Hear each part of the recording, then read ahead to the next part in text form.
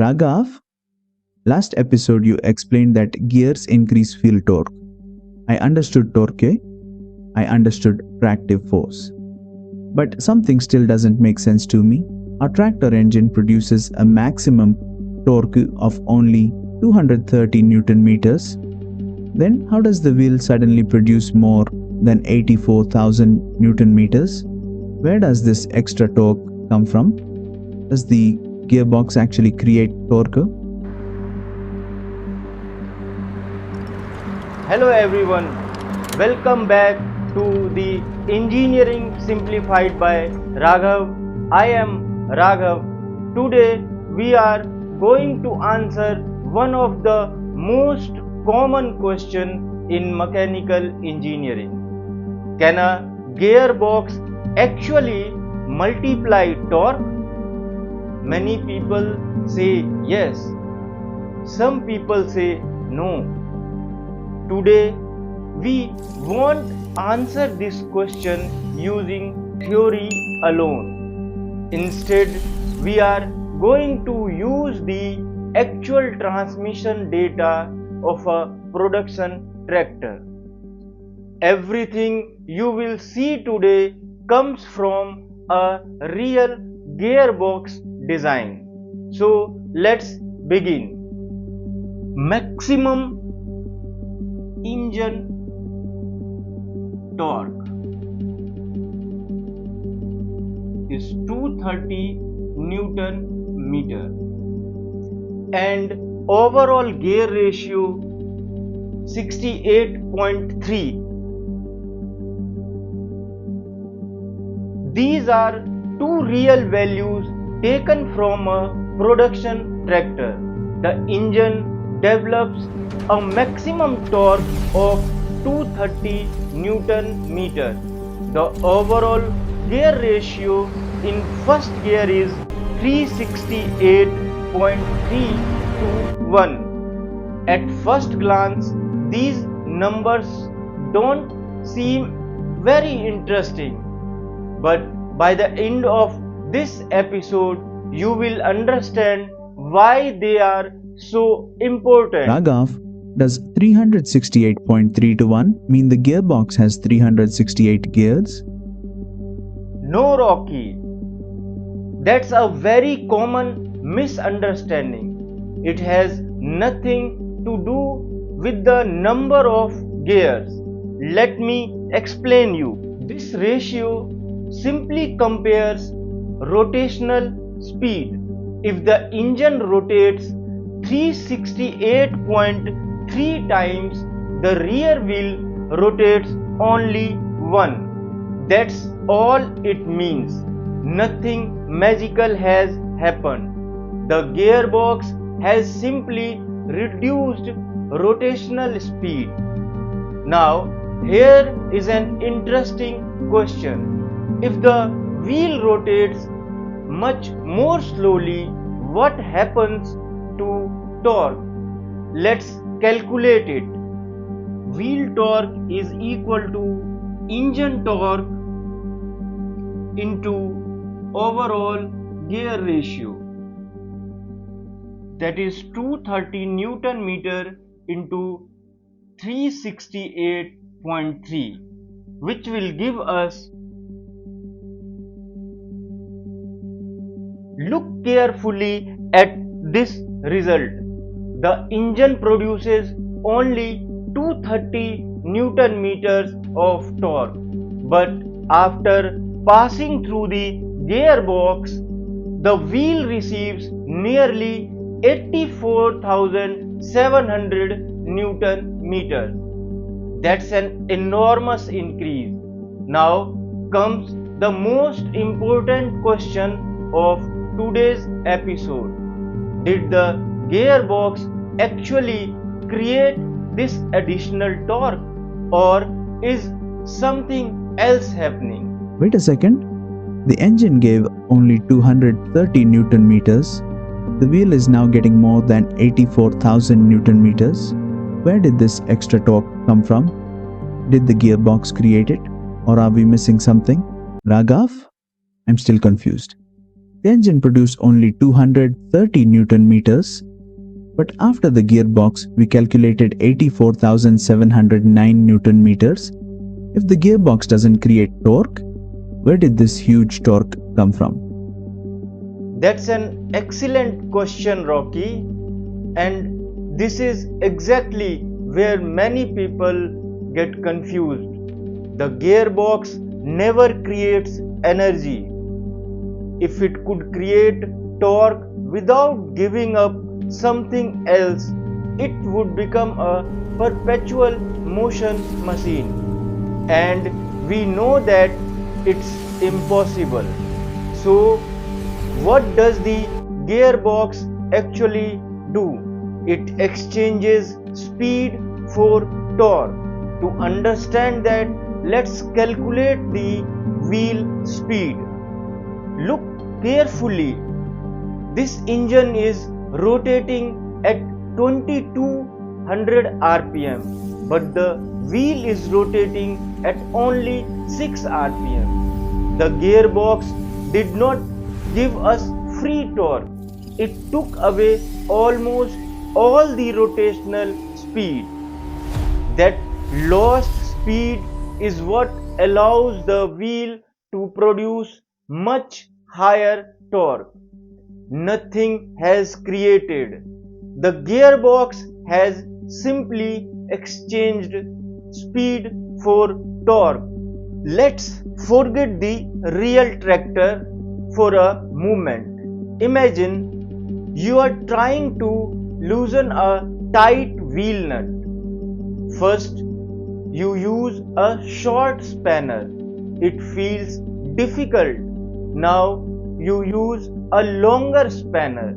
Suddenly, the same effort produces much higher torque. Did the longer spanner create energy? No. It simply increased the mechanical advantage. A gearbox works in exactly the same way. Instead of changing the length of a lever, it changes the rotational speed. The slower the output rotates, the greater the available output torque. Let's compare real tractor gears. Now let's return to our actual production tractor. These are the real overall gear ratios. Notice something interesting. As we move from first gear towards the highest gear, the overall gear ratio keeps decreasing. But what effect does that have on wheel torque and wheel speed? Let's compare two gears. Suppose we are comparing first gear and top gear. Its gear ratio is in first gear is 368.3 and top gear is 17.4. Wheel torque is 84,709 Newton meter and 4,002 Newton meter. Wheel speed is 6 rpm and 126 rpm respectively. Now the relationship becomes very clear. In first gear, the wheel receives enormous torque, but it rotates very slowly. In top gear, the wheel rotates much faster, but the available torque becomes much lower. This is the engineering trade-off. You can have high torque or high speed, but not both at the same time from the same gearbox. Now, I understand why first gear is powerful, but why does a tractor need so many different gears? Why not just use 2 or 3? That's another excellent question, Rocky. Many people think engineers simply add gears until the gearbox feels complete. That's not how a transmission is designed. Before deciding a single gear ratio, engineers calculate the required tractive force, the required wheel torque, vehicle speed, tire rolling radius, engine torque characteristic, vehicle weight, and field applications such as plowing, rotation, haulage, and transport. Only after understanding all these requirements do engineers decide the gear ratio. Every ratio has a purpose. Every gear solves a different engineering problem, and that's why a production tractor has multiple forward and reverse gear instead of just one. Now let's connect everything we learned today.